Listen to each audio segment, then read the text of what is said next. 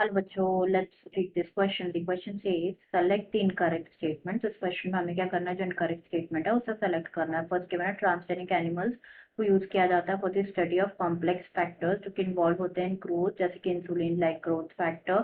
Second given है जो transgenic animals होते हैं स्पेशली बनाए जाते हैं to serve as a models for animal diseases so that investigation of new treatments for disease is made possible.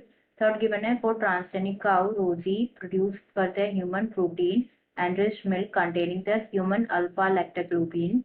And fourth यहाँ पे गिवन है कि जो ट्रांसजेनिक माइस है उसको डेवलप किया गया for use and testing and safety of vaccine before they are used on humans. तो हमें यहाँ इनकरेक्ट स्टेटमेंट सेलेक्ट करना है। तो सबसे पहले बात करेंगे यहाँ पे की कॉन्सेप्ट के बारे में। तो जो की कॉन्सेप्ट इस क्वेश्चन में यूज किया गया that is transgenic animals.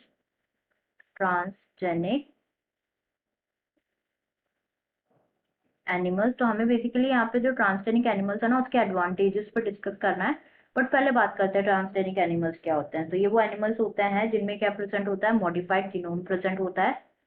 Modified genome जो है प्रेजेंट होता है। जो फॉरेन जीन है उसको इंसर्ट किया जाता है into the genome of animal to alterate DNA. जो मेथड है इसको किया जाता है to improve the genetic traits of the target animal.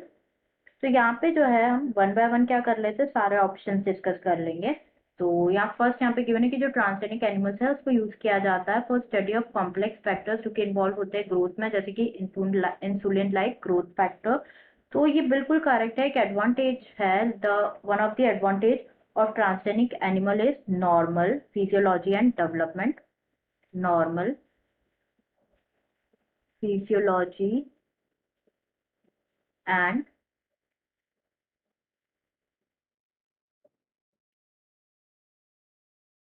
Development. तो जो ट्रांसजेनिक एनिमल्स होते हैं ना उनको स्पेशली डिजाइन किया जाता है टू अलाउ लाइक कि कैसे जो जीन्स जो है वो रेगुलेट होते हैं उनको स्टडी करने के लिए, एंड कैसे वो अफेक्ट करते हैं नॉर्मल फंक्शंस को of the body and development. जैसे कि फॉर एग्जांपल अगर हम देखें, one of the example is study of complex factors. Complex factors जो कि इन्वॉल्व होते हैं इन दी ग्रोथ, जैसे कि insulin like growth factor. Insulin like growth factor by introducing genes from other species को क्या करते हैं, ऑल्टर करते हैं formation of this factor and study the biological effects. ये रिजल्ट करता है इन द इंफॉर्मेशन जो कि ऑब्टेन होती है about the biological role of the factor in the body. तो ये तो बिल्कुल करेक्ट है, जैसे कि हमने डिस्कस किया। ट्रांसजेनिक एनिमल्स को यूज किया जाता है for the study of complex factor जो कि इन्वॉल्व होते हैं इन द ग्रोथ, जैसे कि insulin like growth factor. This is true.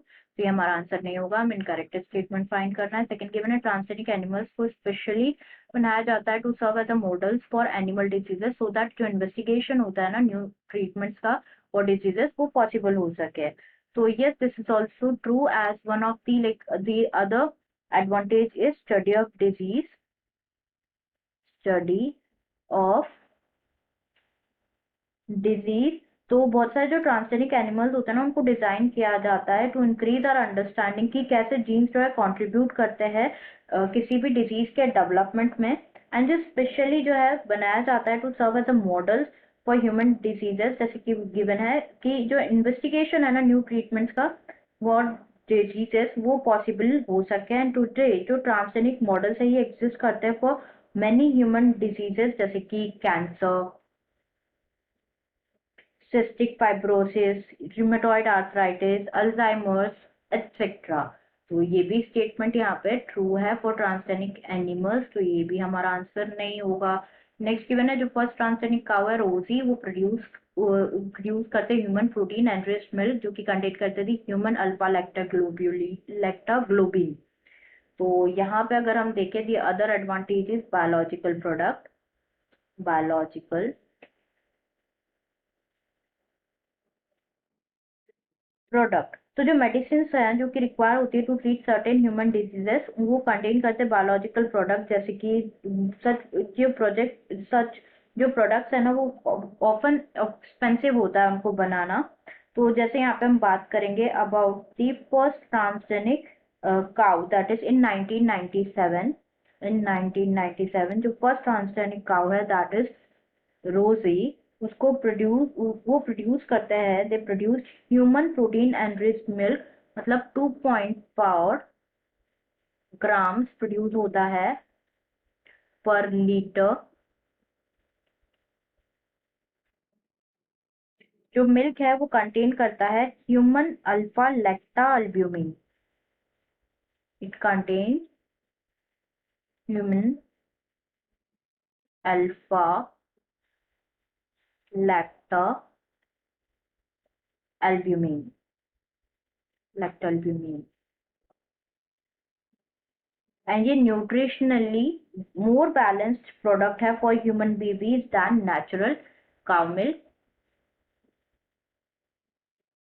तो ये यहाँ पे इनकरेक्ट है कि यहाँ पे गिवन है कि जो एनरिच्ड मिल्क है वो कंटेन करता है ह्यूमन अल्फा लैक्टाग्लोबिन, तो क्या प्रोड्यूस करता है अल्फा लैक्टा एल्ब्यूमिन, नॉट लैक्टाग्लोबिन। तो ये फॉल्स है रिगार्डिंग ट्रांसजेनिक एनिमल्स। तो ये हमारा आंसर हो सकता है। लास्ट स्टेटमेंट भी देख लेते हैं। तो the another advantages vaccine safety. तो स्टेटमेंट यहाँ गिवन है कि जो ट्रांसजेनिक माइस होता है वो डेवलप होता है, उनको डेवलप किया गया for use in testing the safety of vaccine before they are used on humans. बिल्कुल ट्रू है। तो vaccine safety is the another advantage. इसमें क्या होता है, जो ट्रांसजेनिक माइस है उसको डेवलप किया गया for use and testing the safety of vaccine before उसको ह्यूमंस पे यूज किया जा सके। तो जो ट्रांसजेनिक माइस एक एग्जाम्पल देखे तो उनको यूज किया गया था to test the safety of polio vaccine, polio vaccine. And अगर सक्सेसफुल होता है and found to be reliable तो उसको रिप्लेस किया था the use of monkey to test the safety of batches of the vaccine. तो ये स्टेटमेंट भी यहाँ पे ट्रू है। तो हमें इनकरेक्ट स्टेटमेंट फाइंड करना था, तो आंसर हो जाएगा third. The answer will be option third. I hope you understood it well. Best of luck.